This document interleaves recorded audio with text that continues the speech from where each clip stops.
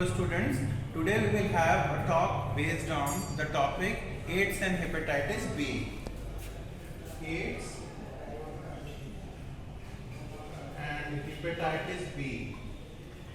Hepatitis B. So this is the topic regarding fourth semester. ये fourth semester की topic है.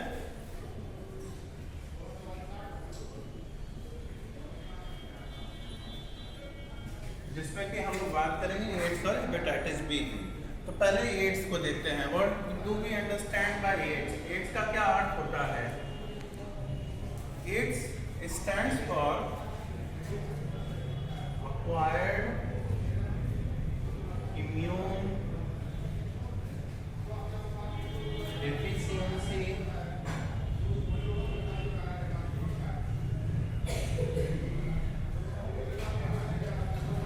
syndrome. This is the full form of AIDS. AIDS का यह full form है acquired immune deficiency syndrome. Acquired immunodeficiency syndrome. Acquired immunodeficiency syndrome. So this is AIDS. Acquired immunodeficiency syndrome. इसको और नाम से भी जानते हैं, कुछ और भी नाम है, वो भी देख लें. LAB, that is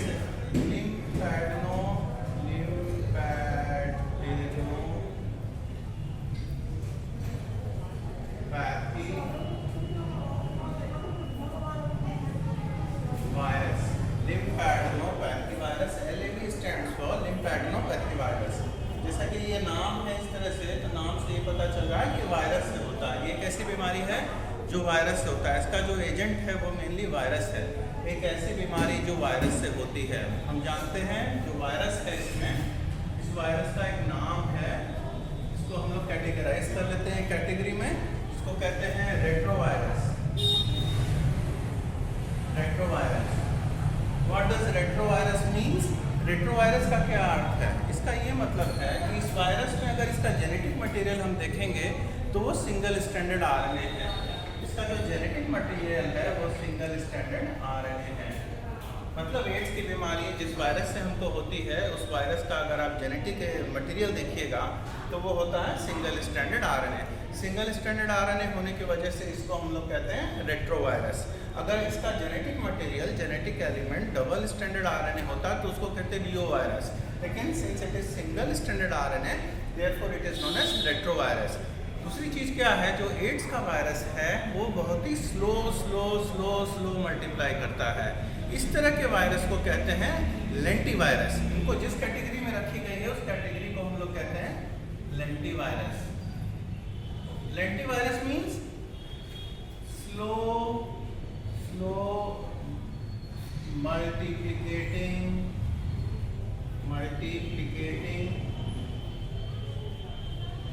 virus.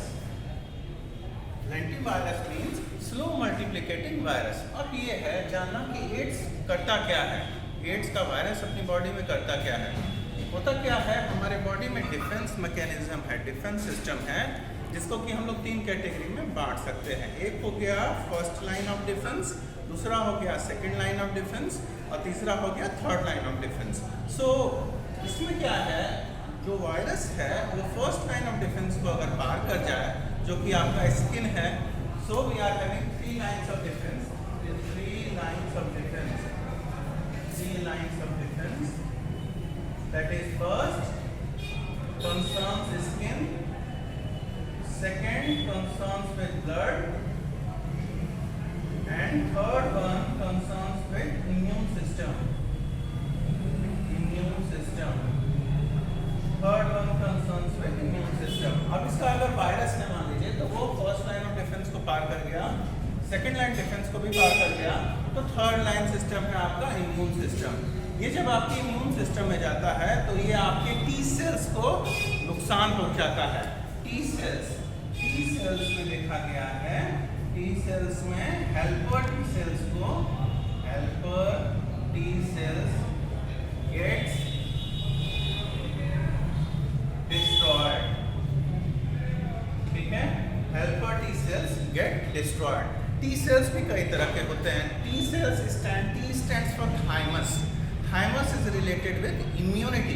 So helper T cells killer T cells, cytotoxic T cells, 3 तरह की टी सेल्स होती हैं। लेकिन इसमें ये देखा गया है कि जो इसका वायरस है वो आपके हेल्पर टी सेल्स को जाकर के डिस्ट्रॉय कर देता है। Once the virus destroys the helper T cells, which may be further classified into T4 cells and T8 cells. So what happens once the virus get into your immune system? It destroys the helper T cells. तो ये जो T4 cells है और T8 cells की मात्रा भी disturb होने लगती है। T4 की मात्रा घटने लगती है, T8 की मात्रा बढ़ने लगती है और देखा गया है कि ओवरऑल हेल्पर टी सेल्स को नुकसान पहुंचता है। जब हेल्पर टी सेल्स को नुकसान पहुंचता है तो उस स्थिति में आपकी इम्यून सिस्टम शैटर्ड हो जाता है, आपकी इम्यूनिटी कमज़ोर हो जाती है और जब आपकी इम्यूनिटी कमज़ोर हो जाती है तो उस स्थिति में आप अपॉर्चुनिस्टिक इन्फेक्शंस को न्योता देते हैं। मतलब you invite opportunistic infection to come to your body whenever you get entangled, whenever you get an opportunity to come to a new disease, then what happens that you just invite that disease. Why? Because your immunity has been weakened by the virus, which is a retrovirus, a causating agent of AIDS. तो अब क्या होगा, ऐसे लोगों को क्या कहते हैं, ऐसा क्या होता है कि अपॉर्चुनिटी, ऐसे लोग जो हैं opportunistic infection, ऐसे लोग जो हैं opportunistic infections को इनवाइट करते हैं। मींस अब कोई दूसरी बीमारी अगर होगी तो वो बीमारी ठीक नहीं होगी। मान लीजिए किसी को ब्लड शुगर है, ब्लड शुगर ठीक नहीं होगा कभी, क्यों? क्योंकि उसका हेल्पर टी सेल्स जो है डिस्ट्रॉयड हो चुका है, उसकी इम्यूनिटी कमज़ोर हो चुकी है। मान लीजिए किसी को ब्लड प्रेशर है, ब्लड प्रेशर कभी ठीक नहीं होगा। क्यों नहीं ठीक होगा? Again same reason is there, helper T cells have been destroyed. So once your immunity is destroyed, once your immunity is shattered completely, एक बार आपकी इम्यूनिटी ध्वस्त हो चुकी है, आप किसी भी बीमारी से रिकवरी नहीं कर पाएंगे। तो ये इतना ही ड्रेडफुल है ये डिजीज़ कि भारत सरकार ने एक कंट्रोल ऑर्गेनाइजेशन प्रोग्राम बनाया जिसका नाम है NACO, NACO। इसको कहा गया National AIDS Control Organisation. So NACO is there for making you aware of your AIDS. NACO जो बना है नेशनल एड्स कंट्रोल ऑर्गेनाइजेशन, ये आपको एड्स के प्रति अवेयर करता है। इस अवेयरनेस को ध्यान में रखते हुए हम लोग 1 दिसंबर जो है, 1 दिसंबर हम लोग मनाते हैं World AIDS Day. 1st of December is celebrated over the whole world in the form of World AIDS Day। 1 दिसंबर को हम लोग वर्ल्ड एड्स डे मनाते हैं। तो अब सवाल यह है कि ये कैसे मल्टीप्लाई होता है इसका वायरस मल्टीप्लाई कैसे होता है? फिर अगर मल्टीप्लाई होता है तो इससे बचें कैसे? फिर बचें तो फिर कौन कौन सी दवाइयाँ हैं और कौन कौन सा टेस्ट है जो ये बता दे कि आदमी एड्स से पीड़ित है। तो इसके लिए पहले ये फैलता कैसे है? मान लीजिए एड्स का अगर कोई मरीज है तो एड्स जो है फैलता है, मीन्स प्रोपोगेशन ऑफ डिजीज। ये कैसे बीमारी फैलती है? ये सबसे पहला कारण जो देखा गया है, ये सेक्सुअल ट्रांसमिशन इसका होता है। Sexual transmission means blood, with the help of blood. So sexual transmission also second is with the help of blood transfusion. Second is blood transfusion। मान लीजिए कोई एड्स का मरीज है, उसके ब्लड की थॉरो स्क्रीनिंग नहीं की गई और वो दूसरे मरीज को चढ़ा दी गई, तो निश्चित है उसको एड्स हो जाएगा। सेक्सुअल ट्रांसमिशन में क्या है, अगर किसी एक को, मेल या फीमेल को एड्स है तो वो जो है वो अपने सेमेन डिस्चार्ज से, अगर मेल है तो सेमेन डिस्चार्ज करेगा और उस फ्लूइड से जो है वो वायरस जो है वो फीमेल पार्टनर के शरीर में चला जाएगा। अगर माँ एड्स से पीड़ित है तो निश्चित है कि उसका बच्चा भी एड्स से पीड़ित होगा। Means hereditary effect is also there. माँ को अगर एड्स है तो बच्चे को भी एड्स निश्चित होगा। तो ये भी एक प्रॉब्लम है। तो ये है mode of transmission, that is mainly blood transfusion and sexual transmission. ये दो इंपॉर्टेंट पैरामीटर्स हैं जिससे कि एड्स ट्रांसमिट होता है। तीसरी चीज़ है एड्स किससे नहीं ट्रांसमिट होता। एड्स जो है, एड्स इज नॉट ट्रांसमिटेड ये कैसे नहीं ट्रांसमिट होता है, बाय, अगर हम किसी को किस कर लें, किसिंग, ये ट्रांसमिशन एड्स का नहीं होगा। अगर हम किसी का टॉवल यूज करें, यूजिंग अदर्स टॉवल, तो तब भी एड्स का ट्रांसमिशन नहीं होगा, है ना। तो किसी को अगर आप किस करते हैं तो एड्स का ट्रांसमिशन, शेकिंग हैंड्स, अगर मान लीजिए आप किसी से हाथ मिलाते हैं, शेकिंग हैंड्स, तो भी आप देखेंगे कि एड्स का ट्रांसमिशन नहीं होगा। अच्छा, अगर मॉस्किटो बाइट हो जाए, मान लीजिए किसी एड्स के पेशेंट को मॉस्किटो ने काटा है, मॉस्किटो बाइट ट्रांसमिशन भी नहीं होगा। तो AIDS is not transmitted by kissing, using others towel, किसी का सामान, किसी का क्लोथ, किसी की तौलिया इस्तेमाल करने से भी नहीं फैलता है, शेकिंग हैंड्स, हाथ मिलाने से भी नहीं फैलता है, मच्छरों से भी एड्स का ट्रांसमिशन नहीं हो पाता है। तो मेन चीज़ है दो ही जो देखने में आता है, एक है सेक्सुअल ट्रांसमिशन और दूसरा है ब्लड ट्रांसफ्यूजन। अब है कि एड्स अगर किसी को हो गया तो what are the procedure to detect whether a person is suffering from AIDS और नॉट, मीन्स टेस्ट, पैथोलॉजिकल या क्लिनिकल टेस्ट। तो इसके टेस्ट पे अगर हम ध्यान दें तो इसका जो टेस्ट है उसका पहला नाम है test for AIDS. Test for AIDS में जो सबसे पहला टेस्ट करते हैं वो है ELISA test. ELISA test.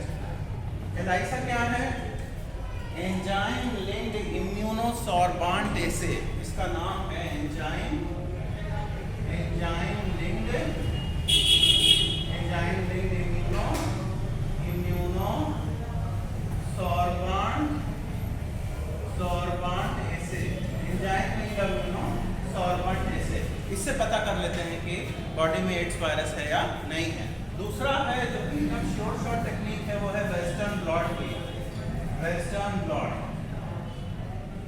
Blot भी एक ऐसा उपाय है जहाँ के इलेक्ट्रोफोरेसिस वगैरह करके ये पता कर लेते हैं कि आपके अंदर एड्स का वायरस है या नहीं है। तो these are the two major test जो कि परफॉर्म करते हैं जाने के लिए कि एड्स है या नहीं है। अगर ये टेस्ट पॉजिटिव रिजल्ट देता है तो it means that person is suffering from AIDS. So अब क्या करते हैं, व्हाट प्रिकॉशंस वी टेक। तो प्रिकॉशंस, जब भी कभी ब्लड ट्रांसफ्यूजन होगा तो स्क्रीनिंग टेस्ट होंगे। Screening test Murex HIV test भी बोलते हैं, कभी कभी म्यूरेक्स HIV टेस्ट भी करते हैं, Murex HIV। So these are all procedures just to have the diagnosis whether a person is suffering from AIDS or not, किसी को एड्स है या नहीं है, इन सब टेस्टों से हम लोग पता कर लेते हैं। अब यह है अगर हो गया तो कैसे कौन सी दवाइयाँ लेनी चाहिए। तो जो दवाइयाँ अभी तक तो ऐसा आविष्कार दवाइयों का इट इज अंडर रिसर्च, लेकिन कुछ दवाइयाँ जो आई हैं एड्स के लिए बहुत ही प्रोमिनेंट हैं, बहुत ही फेमस हैं, वेल रिनाउंड हैं, वो है AZD। ये बहुत ही ज़्यादा पूछा भी जाता है कॉम्पिटिटिव एग्जाम में। इसको कहते हैं azidothymidine drug. This stands for azidothymidine drug, AZD। ये दवा देते हैं AZD, एजिडोथाइमिडीन ड्रग या जाइडोवुडीन। AZD देते हैं या जाइडोवुडीन देते हैं। ये वो दवाइयाँ हैं जो एड्स को ख़त्म तो नहीं करती, हाँ वायरस के मल्टीप्लिकेशन को रोकती हैं। तो ये जानकारी मैंने आपको एड्स के लिए दी। अगले टर्न में हेपेटाइटिस बी की बात करेंगे।